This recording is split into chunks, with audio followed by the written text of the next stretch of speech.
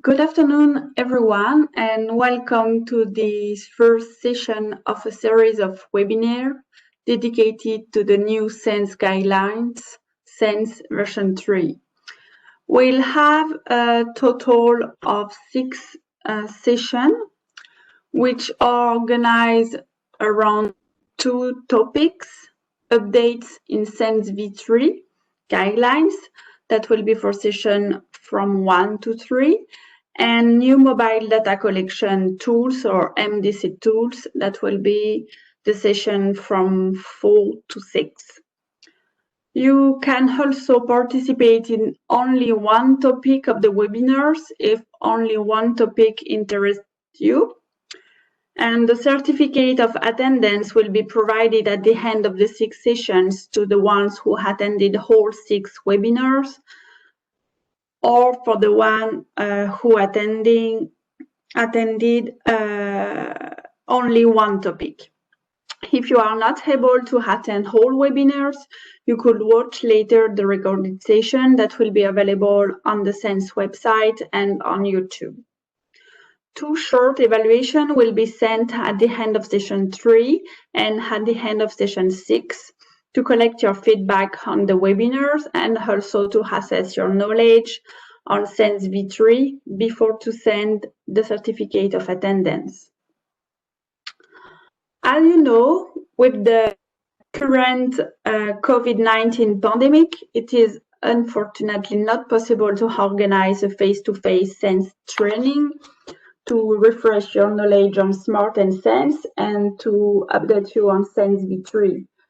Therefore, it was decided to organize this series of webinars to at least start with the implementation of the first SENS survey using SENS v3 and the new MDC tools.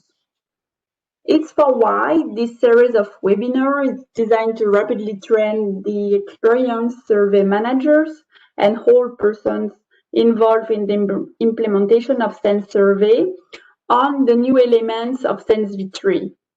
We'll see all changes made within the SENS modules. For today, within the modules based at the household level, and next week within the modules based at the individual level for women and children under 5.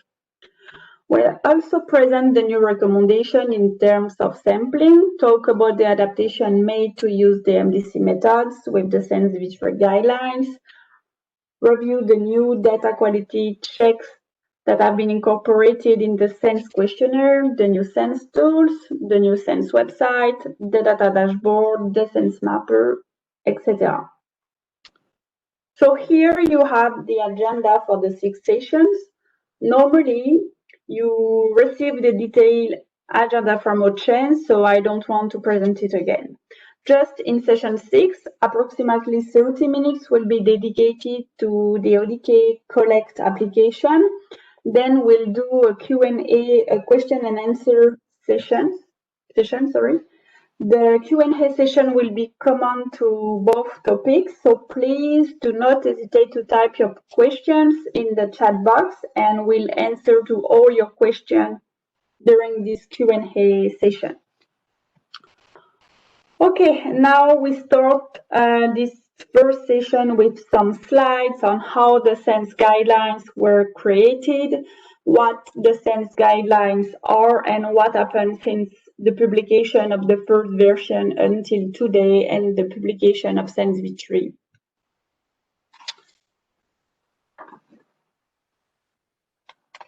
As you know, the UNHCR SENS guidelines are aimed at UNHCR health and nutrition coordinators and partners to standardize the way annual nutrition surveys are conducted. To measure trends over time, survey needs to be replicable and the same definition, geographic boundaries, and methodologies need to be used each year. Our programs, your programs, rely on having good data and regular nutrition surveys undertaken at the household level play a key role in how we are able to deliver effective and timely interventions to improve outcome. So The idea to create the SENS guidelines is born in 2009 after that a review of UNHCR nutrition surveys worldwide highlighted a lack of standardization. Different methodologies were used, different data were collected, different indicators were calculated, and the results were not presented in the same way. Then, seeing that the prevalence of malnutrition and anemia were very high in most refugee settings, it was decided to include, in addition to the methodology for nutrition assessment, a special module on anemia. After several meetings were organized with UNHCR's public health section on data and indicator needs, and the idea came to also add other modules, WASH, food security, IYCF, and mosquito net. What is SENS?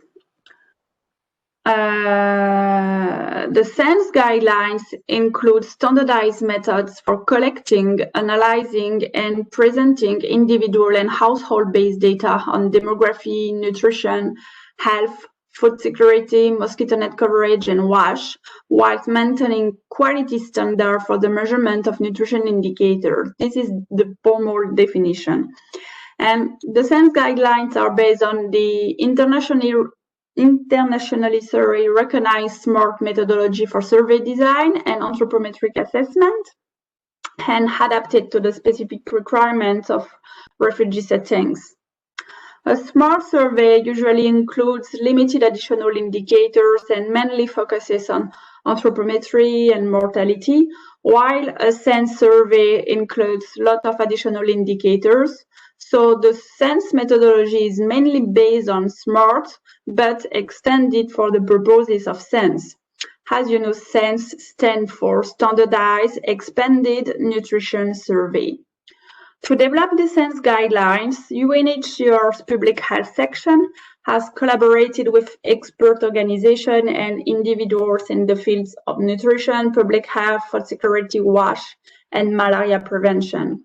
So the SENS guidelines are based on internationally recognized standards and manuals and consist of various modules and questionnaires that are adapted for refugee settings where food assistance, water, sanitation, etc.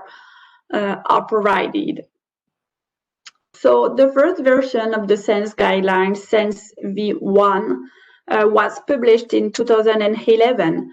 The SENS guidelines V1 included a pre-module explaining the main survey steps and providing recommendations for sampling. The SENS guidelines included also 6 modules. Modules 1 for anthropometry and health, Module 2 for anemia, Module 3 for IYCF, infant and young child feeding, Module 4 for food security, 5 for WASH, water sanitation and hygiene, and Module 6 for mosquito net coverage. SENS V1 was revised in 2013 to give SENS V2. The SENS guidelines version 2 were printed and approximately 250 binders were sent to various countries and partners across the world. Maybe you have one of these big binder. So SENS V2 was published in 2013 and has been widely used for nutrition survey in refugee and emergency settings. This last year, an important process of review of SENS survey was done with the support from different partners. For example, CDC analyzed more than 155 SENS surveys conducted between 2011 and 2016-17 and focused their analysis on data quality for anemia and IYCF results. DFID also conducted a review of the trends and results of SENS survey using children and women data. And in addition to that, the use of the SENS report and SENS results by the headquarters, but also by UNHCR country offices and partners the relevance and clarity of the SENS modules, the use of the SENS website, the lessons learned since the first use of MDC method in 2010, etc. were studied. And the result of this huge work of review and analysis are the new SENS guidelines V3. The SENS guidelines V3 were finalized last year in 2019 and officially released this year.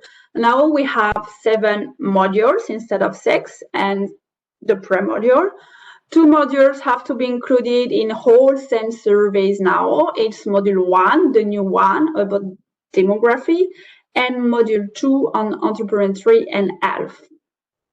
The numbering for the SENS modules also changed with the inclusion of the new module. Now we have 1 for demography, module 2 for entrepreneurship and health, 3 for anemia, 4 for IYCF, 5 for food security, 6 for mosquito net coverage, and 7 for WASH. Before to be published, the SENS guidelines version 3 were piloted in 2 countries. Firstly, in June 2018, in the South Sudanese refugee camps in Gambela, in Ethiopia. Then in September 2019, in the Congolese and Burundians refugee camp in Kigoma region in Tanzania. Here you have a summary of the main changes and updates made in SENS V3. One of the major change is the inclusion of this new module, module 1 demography, which, as we'll see in the presentation today, will allow us to establish the demographic profile of the surveyed population. Also, 2 modules were almost entirely revised. Those modules are food security and WASH. In the WASH module, all questions within the standard SENS questionnaire were modified to be aligned with the UNHCR WASH CAP survey. In the food security module, a lot of changes were made to be better aligned with other well-accepted food security indicators, mainly the indicators used by WFP. For example, the food consumption score and the reduced coping strategy indexed were added. In general, a lot of new questions were added within the standard SENS questionnaire to target more programs and target groups. For example, now you have new questions related to BSFP for children and women in the anthropometry and health module. In session 3, we'll also see what are the new recommendations for sampling. Here again, it is a major change, the new sampling guidance. And finally, we'll see with session 4 to 6 how that to improve data quality, facilitate data collection and data sharing, electronic data collection in the field, as opposed to paper-based, is actively encouraged, and UNHCR has fully integrated the use of mobile technology for data collection and entry as part of the new SENS guidelines. Okay, I hope that the agenda and the objective for this series of webinars are clear now. So we are going to move to the review of changes made within the household-based modules, which are 1 demography, 5 food security, 6 mosquito net coverage, and 7 WASH. Yesterday, with your colleagues from French-speaking country, we were not able to finish this session, so probably like yesterday, we'll stop at the end of the slide for food security, and we'll see mosquito net coverage and WASH next week. Okay, let's start with module 1, the demography module. Now, in all SENS surveys, you'll have to include the 2 mandatory modules, which are the demography module and module 2 on anthropometry and health. The inclusion of the demography modules in the SENS survey will provide key information on the demographic profile of the surveyed population and will provide information to help you during the planning phase of the next SENS survey. To facilitate future SENS survey planning, the average household size, the percentage of children under 5, and the non-response rate of household will now be taken from the last SENS V3 and demographic results. The aim of the demographic questionnaire is to provide a complete description of population demographics, and a new key indicator will be derived from the demographic data. It is the age dependency ratio that we'll see in more details later in the presentation. The demography module is built on the same model as all other SENS modules. It includes key messages, definition to follow, standard procedures to follow for training, data collection, data analysis, and quality assurance. The errors frequently encountered in each key survey steps while conducting a demographic profile of household. It contains a standard questionnaire to be adapted to the context of your survey, the API-info cards or PGM card to be able to carry out the data analysis, the standard tables and graph that are recommended to be included in the final SENS reports, etc. So for this module, there is only one graph recommended to be included in the final report. It is the population pyramid of the surveyed population that you can see here. For your information, this graph, like all other graphs that are recommended to be included in the final SENS report, can be automatically generated using one of the tools of the pre-module named Trends and Graph. If we look now at the objectives of the demography module, we have two primary objectives. One, to determine the demographic profile of the population, and two, to determine the age dependency ratio. So the objectives should be worded like that in the survey protocol and in the survey report. It's important to note that the demography module provides information that describes the surveyed population to help understand the context, but this module is not intended to replace the role of a complete demographic profile used in household vulnerability socioeconomic assessments. Now let's have a look at the question of the demography questionnaire and at the indicators derived from these questions. Firstly, the standard SENS questionnaire for the demography module, like all other questionnaires in the other SENS modules, is divided into several sections. We'll now review the different questions within each section and see what are the indicators that we can obtain from those questions. The first section of the demographic questionnaire is section DM1, relating to the household head. Here in this section, we want to collect information on the household head only. The first two questions of this section will allow us to draw the profile of the household heads within the surveyed population. By collecting sex and age of the household head, we'll know what is the percentage of households headed by women, the percentage of households headed by men, the percentage of households headed by children. Here, all persons below 15 years of age will be considered as children, and the percentage of households headed by elderly people. So here, people who have 64 years and above. We'll also be able to calculate the mean age of the household head. In section DM1, relating to the head, the household head, after the question about the sex and age of the household head, we have the question DM4 here, which is optional. The question is, what is the country of origin of the household head? This question should only be included, one, in settings where there are multiple new arrivals from different countries, or 2, in settings where there is registration of refugees is ongoing and information on their country of origin is not yet available. Of course, the names and number of countries in the answers must be adapted prior to the survey start. Also, I would like to mention here the new color code for the name of the sense variable that we have in the standard sense questionnaire. When it is a mandatory variable, a mandatory question needed for the analysis, the variable name is in red.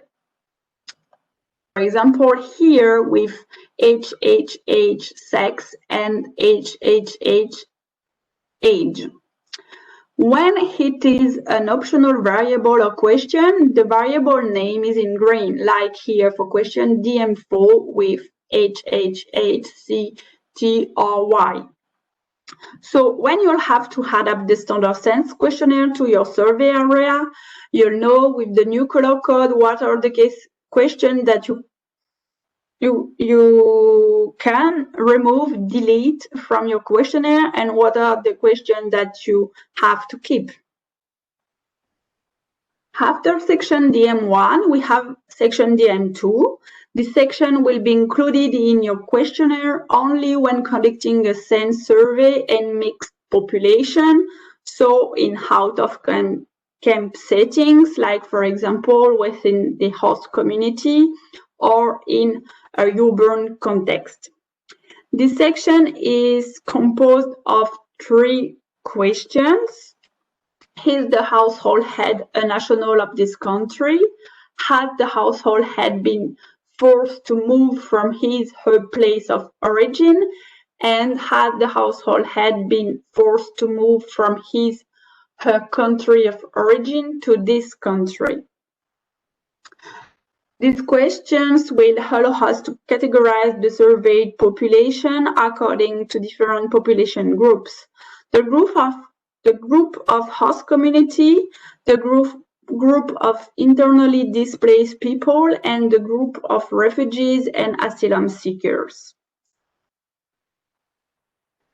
Then we have section DM3 about all household members. Here, we want to know what is the total number of persons living in the household. It's question DM8. Then, for each member of the household, the following question will be repeated. The name of the household member, the sex of the household member, the age of the household member, and if the household member is a woman over 15 years, if that person is pregnant.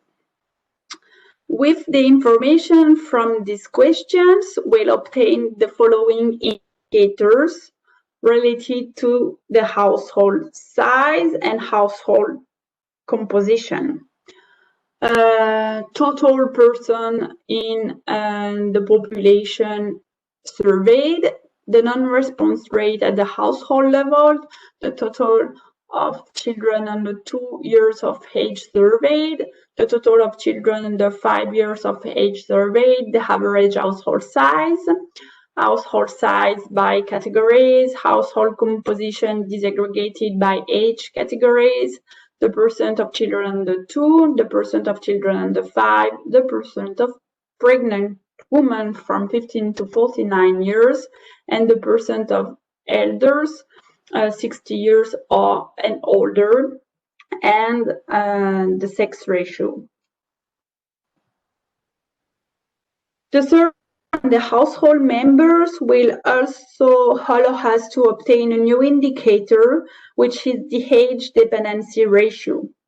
To calculate the age dependency ratio, it is the total number of people aged from 0 to 14 years and people over 64 years divided by the number of people aged from 15 to 64 years.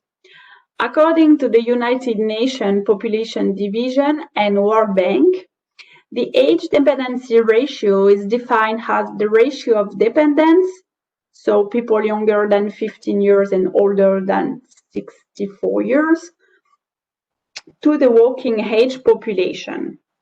This ratio is used to indicate the pressure on the working age population owing to the share of children and elderly in a household. So a higher age dependency ratio will indicate a greater pressure on the working members of a household, while a lower age dependency ratio will represent lesser burden on the family's economic situation. So in the SENS report, we'll now include the average age dependency ratio and the proportion of households classified in each age dependency ratio categories. The categories are less than 1, between 1.1 and 1.5, between 1.6 and 2, and household with an age dependency ratio above 2. Before to continue with the demographic questionnaire, I know that in some settings, for example, in the refugee camps in Ethiopia, but also in Bangladesh, sometimes a mortality survey based on the SMART methodology is combined with the SENS survey. A major improvement with the SENS questionnaire V3 is that now it will be possible to use the demographic questionnaire to collect data needed for the mortality survey. The mortality question will be directly integrated into section DM3 to facilitate the interview process and the census of the household member. So to make this more concrete, I suggest that we have a quick look at the demographic questionnaire with the inclusion of the mortality question in section DM3.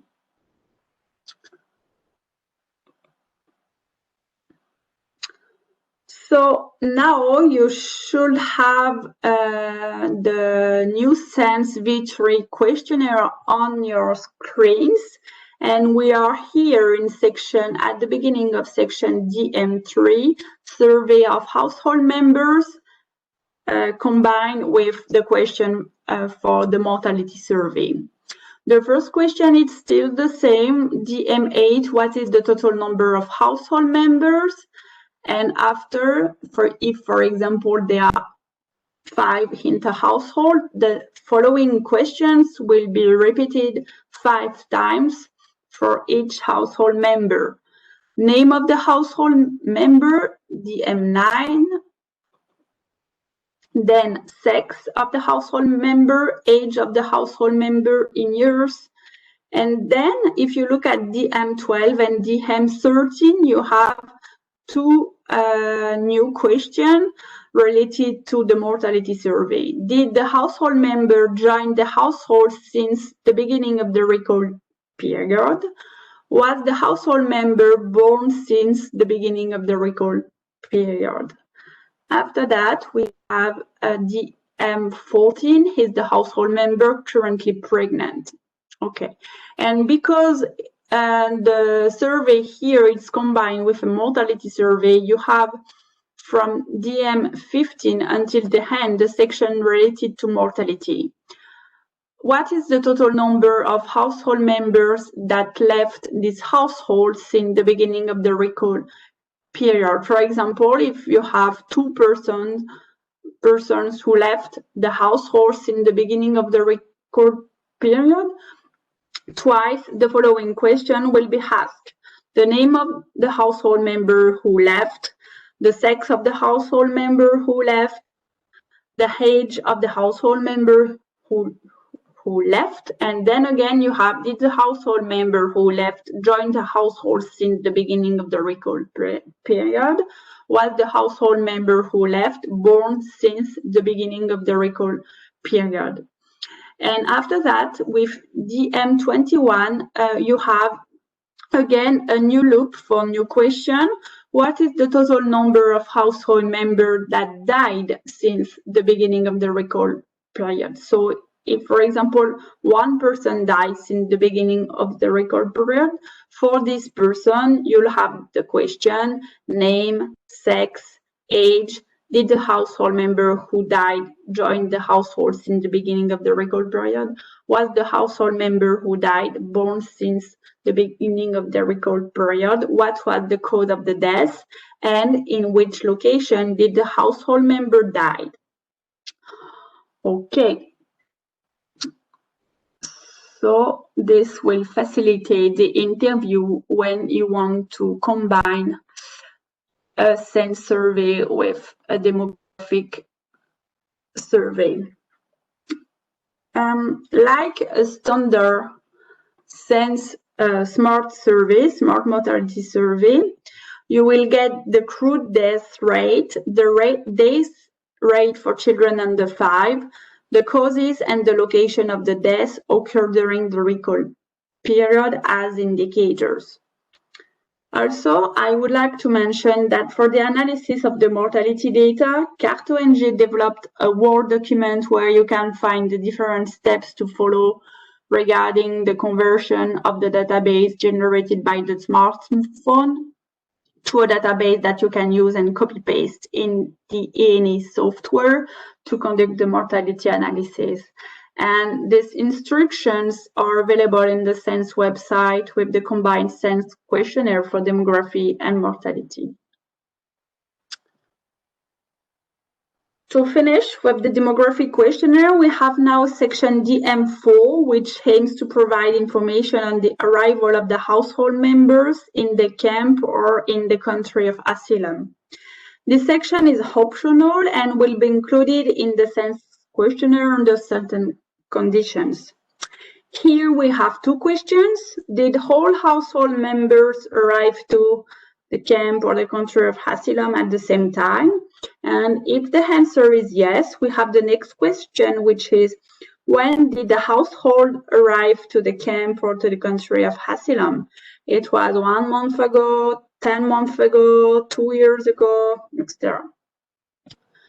These 2 questions will allow us to obtain the proportion of households where all members arrive to the camp or to the country of asylum at the same time, and the household arrival dates using the arrival time frames that make the most sense for the settings. However, the SENS recommendation for this section is to only include these 2 questions if the survey is being carried out in settings with recent or new influxes of refugees, and there is a suspicion on different nutritional status among these new refugees.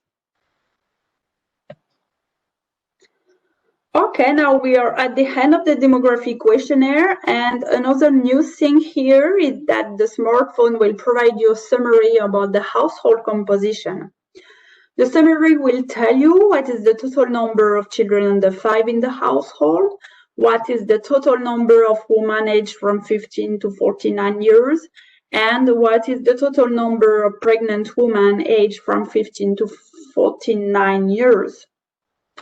These summary messages have several purposes.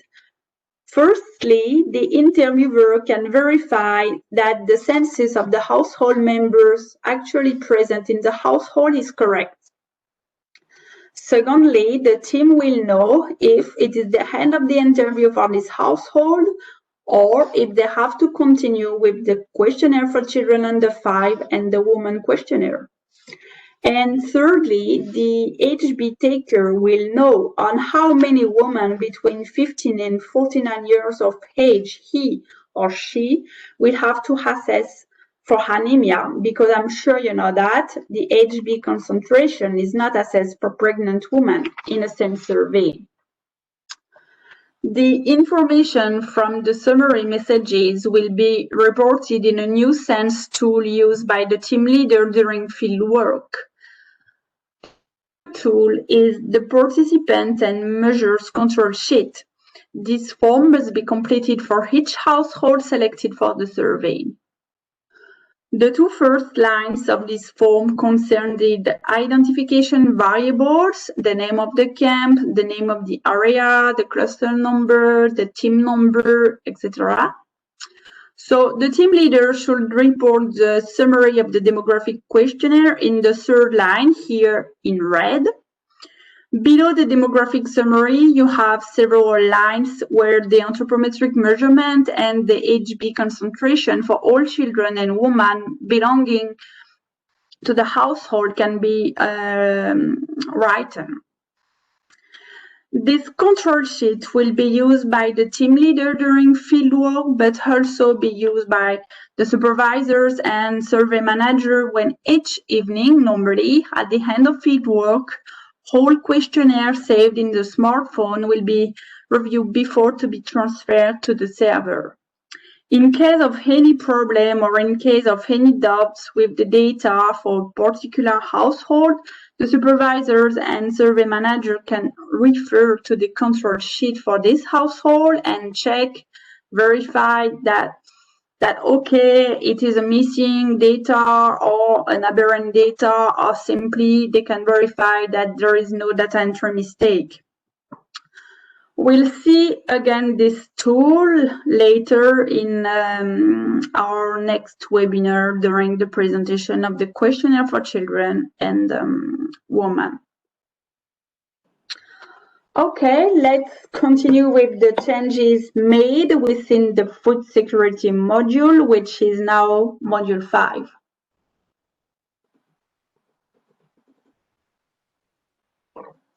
Sorry. The inclusion of the food security module in SENS survey will provide basic information on the actual food security situation among the surveyed population. This module includes indicators on 4 areas of food security: the access to food, including food assistance and its use, the access to fuel for cooking and its use, the use of negative coping strategies, and the level of dietary diversity within households. The access to food, including food assistance and its use, will provide information on any food gaps, whether in terms of quantity or quality. The access to cooking fuel will demonstrate the extent to which refugee families are able to cook a meal without having to consider collecting or purchasing firewood. And the extent to which negative coping strategies are used is indicative of the overall stress placed on the surveyed population to meet their food and other basic needs. The first primary objectives for the food security module is to determine the population's overall ability to meet their food needs with assistance. After, depending on the type of assistance that is provided in the context of your survey, this objective is divided into 3 sub-objectives. 1, to determine the duration of the general in-kind food distribution for recipient household. This indicator will be included only in context where in-kind food assistance is distributed. 2, to determine the coverage of cash grants and how recipient households spend the cash. Again, these 2 indicators will be included only in context where cash grants are provided. And 3, to determine the coverage of food vouchers and how recipient households use the voucher. This indicator will be included only in context where vouchers are in place. This module also has a primary objectives. This module also has primary objectives, to determine the extent to which negative coping strategies are used by household, as well as to assess household food consumption in terms of quantity and quality. 2 new secondary objectives have been added in the module in comparison to the SENS Guidelines version 2. 1, to determine the proportion of households in each of the targeting categories, if it is applicable to the survey context, and to determine the population's access and use of cooking fuel, also if it is applicable to the survey context. The majority of indicators proposed in this module have already been used and tested in previous SENS surveys conducted in refugee populations, and the methods used to collect data and conduct the analysis are based on international guidelines that have been adapted to the refugee context. The new SENS questionnaire for food security begins with an optional question that will be included only in context where assistance is targeted. The question is FS2, what is your household's assistance category? Category A, B, C, D. Of course, you'll have to replace the categories with the terms used locally, starting from the most vulnerable to least vulnerable. For example, very poor for answer option 1, poor for answer option 2, medium for answer option 3, and well off for answer option 4. The indicator that we'll obtain with this question is the proportion of household in each targeting category. This question will allow disaggregation of food security data by these categories. We'll see later in this presentation what are the indicators that can be disaggregated by the targeted categories. Question FS3 and FS4 are also new, and they are related to food assistance coverage. Does your household receive food assistance? Why do you not have access to the food assistance program if the answer was no to FS3? Of course, here again, you should adapt the question to the food assistance programs in place in your context. The indicator will be the proportion of households receiving a food assistance, including in-kind and or cash grants and or food vouchers. We have FS5, which concerns the in-kind food distribution. How many days did the food from the general in-kind food distribution from the last cycle last? This question was already included in the version 2 of the SENS questionnaire, and the associated indicator is still the same. The average number of days general food distribution lasts. What is new now is that we can disaggregate this indicator by household targeting categories. Of course, if the assistance is targeted in the context of the survey. In questions, FS6 and FS7 concern the cash grants. These two questions will only be included in context where cash grants are provided. Here we ask to the household if they receive cash grant to meet their basic needs, and if their answer is yes, how did you spend the cash grants they receive from the last from the last distribution cycle? These two questions will allow us to calculate the proportion of households receiving cash grants and the proportion of households that use cash for food, or for water, or for health costs, or for school fees, etc. Then we have FS8 and FS9 related to food voucher. These two questions will therefore only be included in context where food voucher are in place. Here we want to know if the households receive a food voucher for general food needs. If the household receives food voucher, the next question will indicate how recipient households use the vouchers. We want to know if the recipient households sell any of the vouchers or products accessed with food voucher received from the last cycle to access other goods and or services.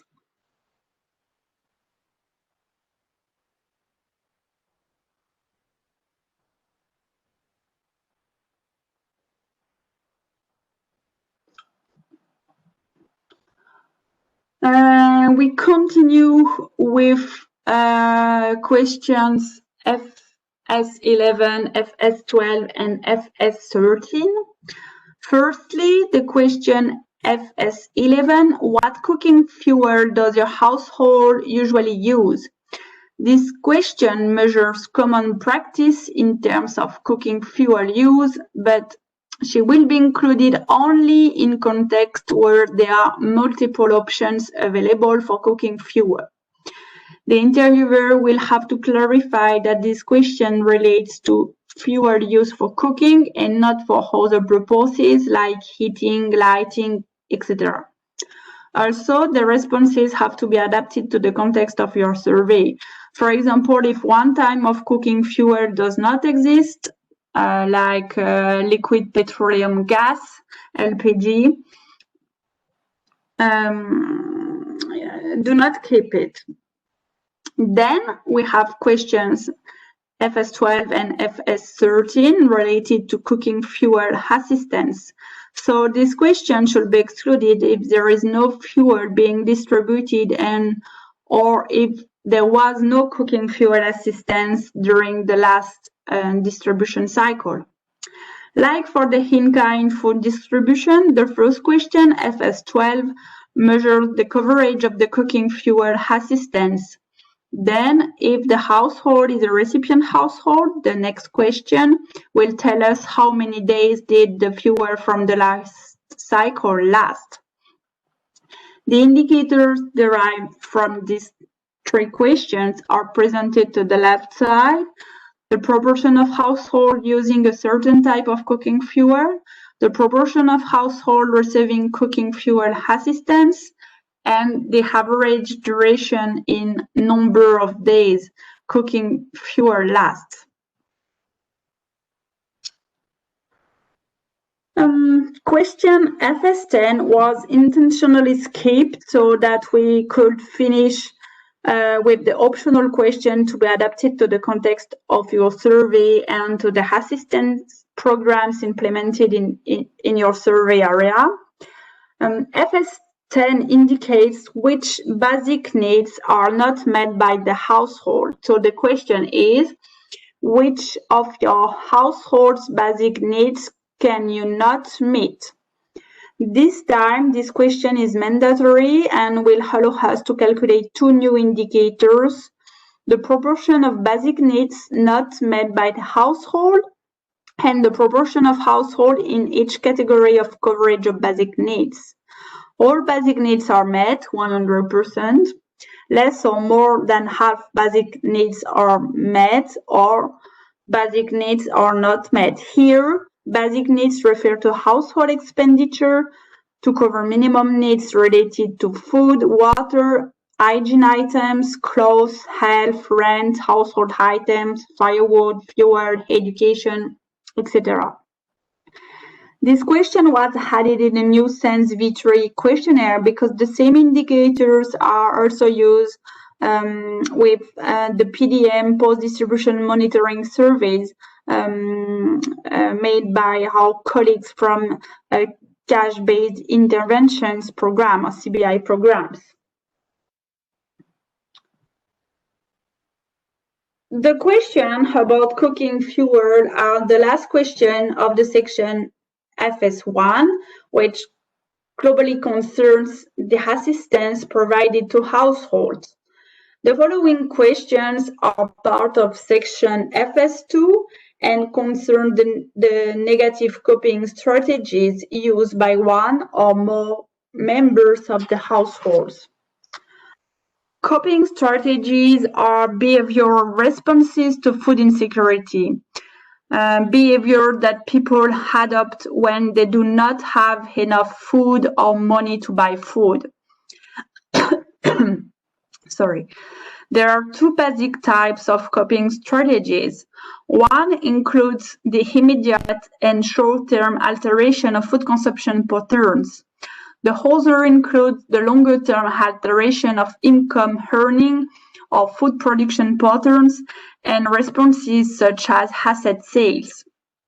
Most, but not all, Coping strategies have negative consequences on the overall well-being of the household and the individual. Questions about the use of negative coping strategies by the household members were already present in the SENS V2 questionnaire, but this section has been completely revised to be aligned with the standard methods from other organizations, such as WFP, and we have now 2 sets of questions about the use of negative coping strategies. The first set of questions is related to the use of negative coping strategies by one or more members of the household in the past 4 weeks prior to the survey, while the second set of questions concern the use of other different negative coping strategies by the household members in the past 7 days prior to the survey. We start with the first set of questions related to the use of negative coping strategies in the past 4 weeks. For this set, we have a total of 10 negative coping strategies, which are listed here.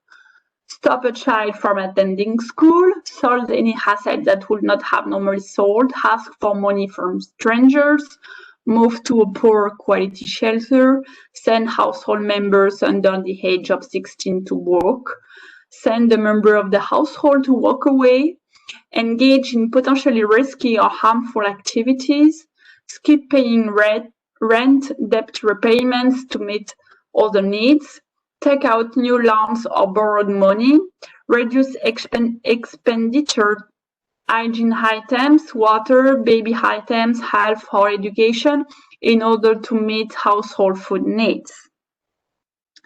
Data collected with this question will allow us to obtain the following indicators: the proportion of households reporting to use the coping strategies listed here for each strategy, and the proportion of households reporting using one or more negative coping strategy over the past 4 weeks. Now let's have a look at the question. For example, FS14, in the past 4 weeks, have you or anyone in your household needed to stop a child from attending school?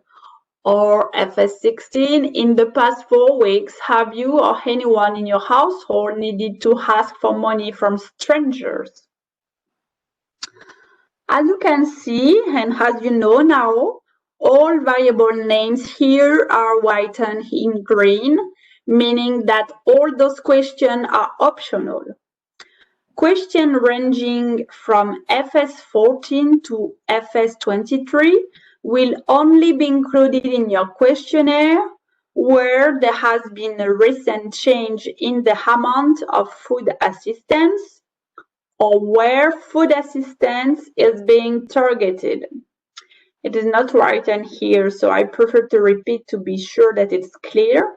The question related to the use of those 10 negative coping strategies will be included in the questionnaire only where you have a recent change in the amount of food assistance or where food assistance is being targeted. Also, the list of the negative coping strategies should be adapted to your survey context, and you should only keep in the list the strategies applicable to your area. We have the second set of questions on the use of the negative coping strategies, and this time the inclusion of this set in the food security questionnaire is mandatory. For this set, we have a total of 5 negative coping strategies, which are rely on less preferred and or less expensive foods, borrow food or rely on help from a friend or relative, reduce the number of meals eaten in a day, limit portion sizes at mealtime, and reduce consumption by adults for children so children could eat. Here, we want to know the proportion of households reporting to use these strategies over the past 7 days during the week prior to the survey. How many days did the households use these strategies? For all questions included in the first set of strategies, the answer will be yes, the household used this strategy over the past 4 weeks, or no, the household didn't use this strategy over the past 4 weeks. But here, we want to know how many days out of a total of 7 days the household used the strategy. Therefore, we'll obtain a number between 0 and 7 and not a binary code 1 equal yes and 2 equal no, like for the first set of questions. So the answers to this second set of questions will allow us to calculate a new indicator, which is the Reduced Coping Strategy Index, or RCSI. A score or a weight is assigned to each strategy depending on its severity, and by multiplying this score or weight by the number of days the household used the strategy, a score is obtained. Then all scores for the 5 strategies are summed up to produce the RCSI. In surveys using mobile data collection, the RCSI will be automatically calculated in the outputs from the phone for each household. You'll just have to calculate the average Reduced Coping Strategy Index during the analysis, which is very simple to do.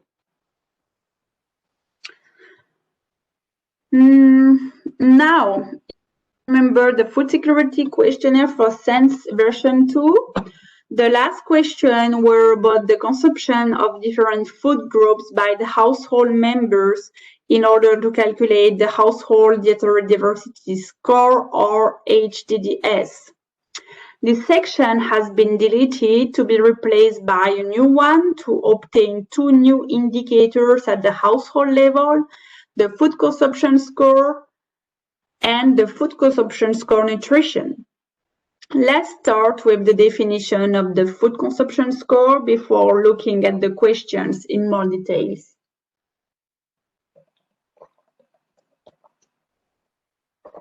The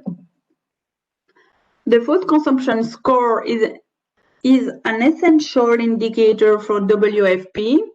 It's a proxy measure of household food access using dietary diversity and food frequency.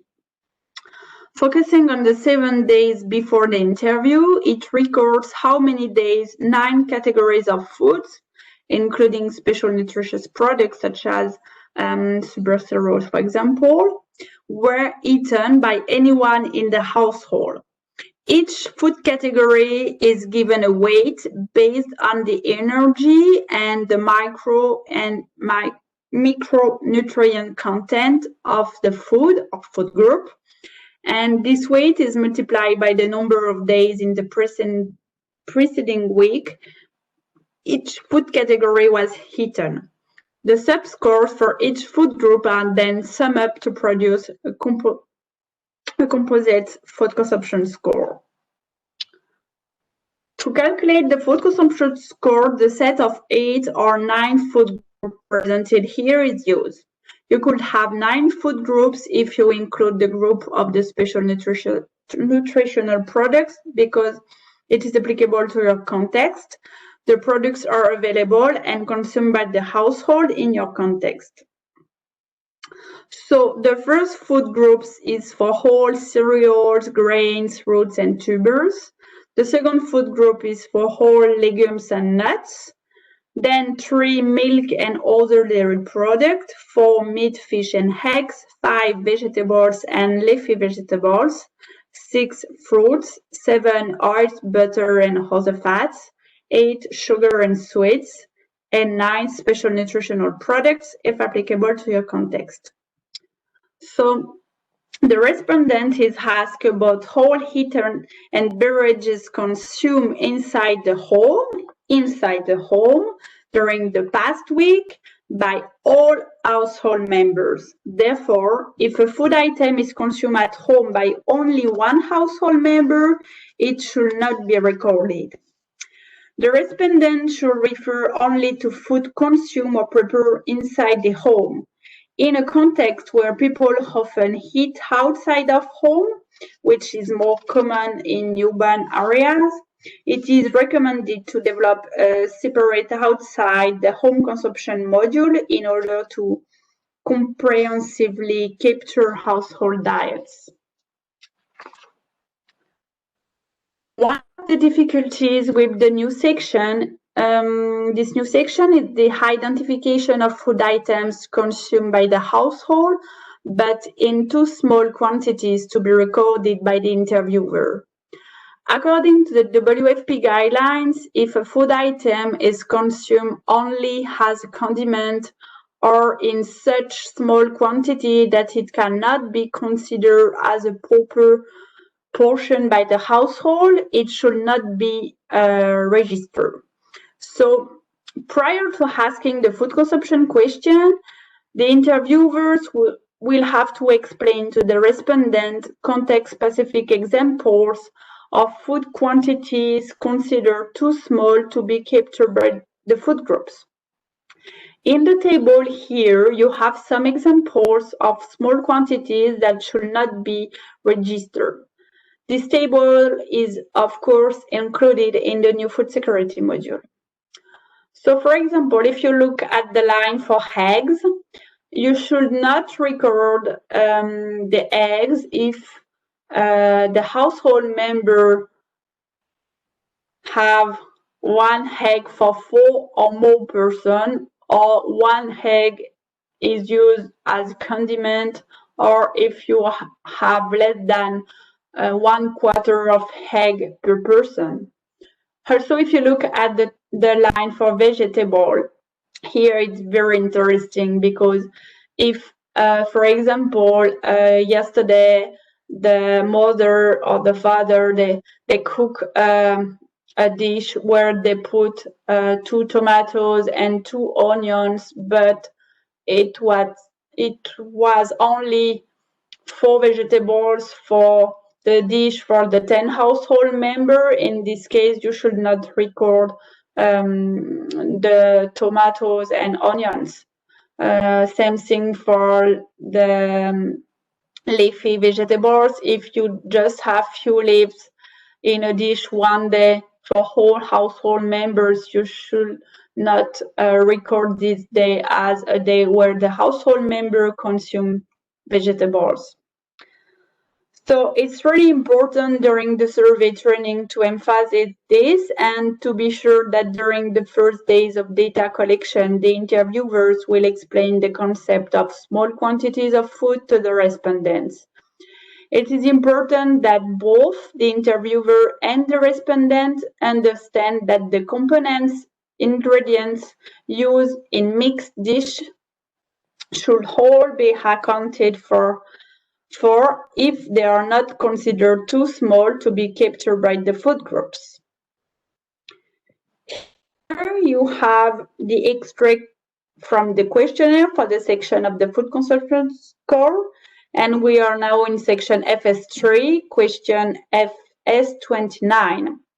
And the question for each food group is, in the past 7 days, how many days did your household eat any, and then you have the list of the cereal locally available, or any foods made from these such as bread, noodles, ugali, pasta, or any, then you have the list of the white roots and tuber locally available, or any foods made from roots such as, or any other starchy foods locally available, like green bananas, for example.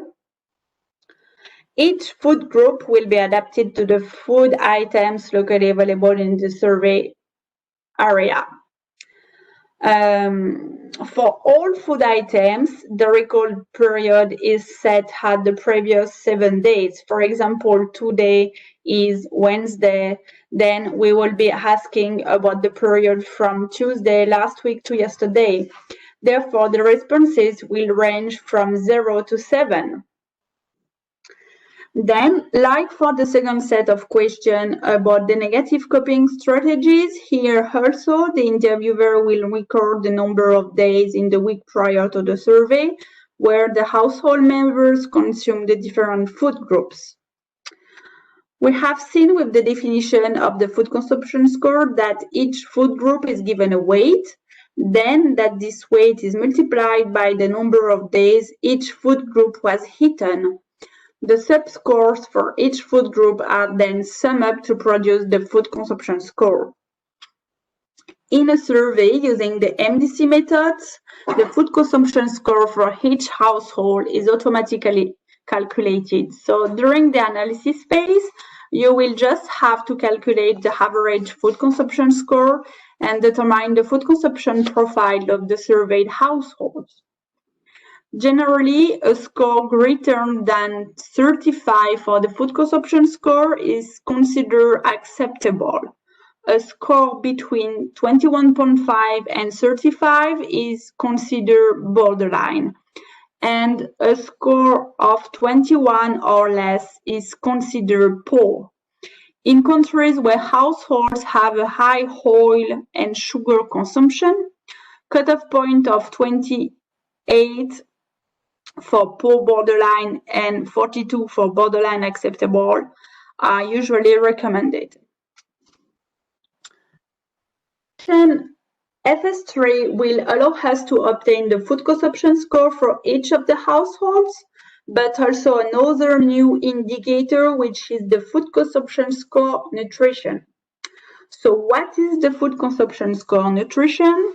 The food consumption score nutrition adds an additional dimension to the food consumption score by analyzing household nutrition and protein, vitamin A, and iron consumption. The food consumption score nutrition informs on nutrient-rich groups consumed by the household and which are essential for nutritional health and well-being.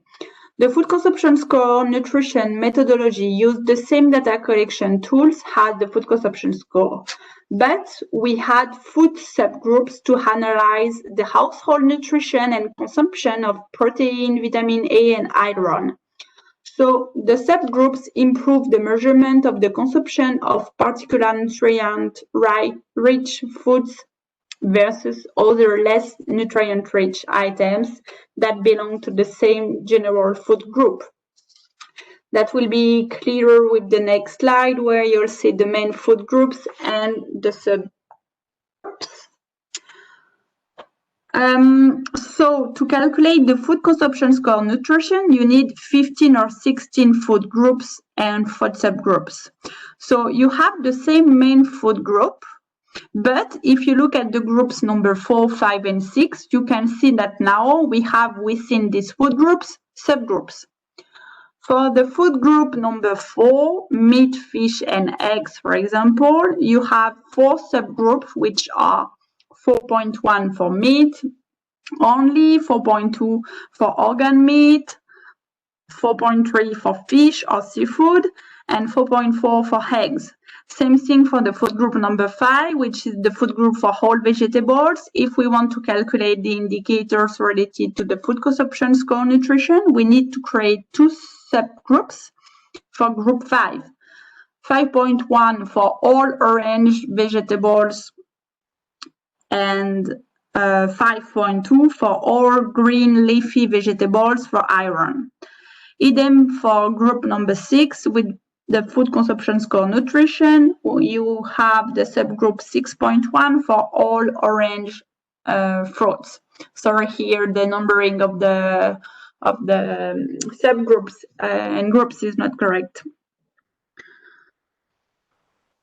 So by recording with more details the food consumption of the household, will obtain the following indicators: the proportion of household consuming protein-rich foods, the proportion of household consuming vitamin A-rich foods, and the proportion of household consuming heme iron-rich foods.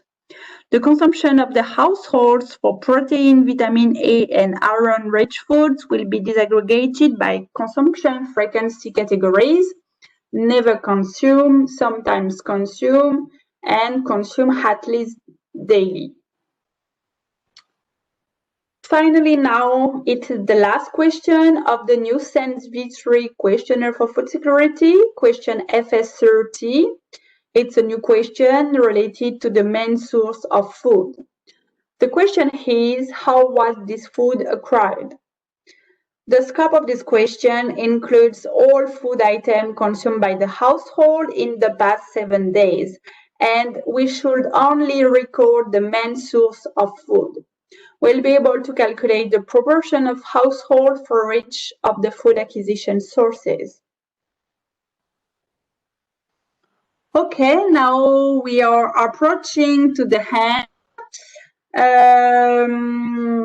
For the food security questionnaire and the food security module in general, we'll finish by looking at the 2 new graphs that are recommended to be included in the final SENS survey report. Firstly, on the left side, we have the presentation of the food consumption profiles, acceptable, borderline, and poor, in green, orange, and red, and the mean of the reduced coping strategy index, which is represented by the purple triangle. Very quickly with this graph, we have an overview of the trends for the food security situation among the surveyed population over years. And we can see with the reduced coping strategy index how the population is dealing with the food security situation and if they are using more or less coping strategies. The graph on the right side shows the frequency consumption of protein, vitamin A, and iron-rich foods. Here we have a representation of the evolution of the nutritional quality of the food consumed by the households.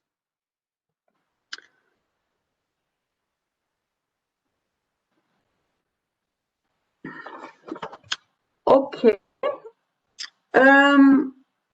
We'll have no time to see now the changes made in Module 6 on the mosquito net coverage, as well as in Module 7 about water sanitation and hygiene.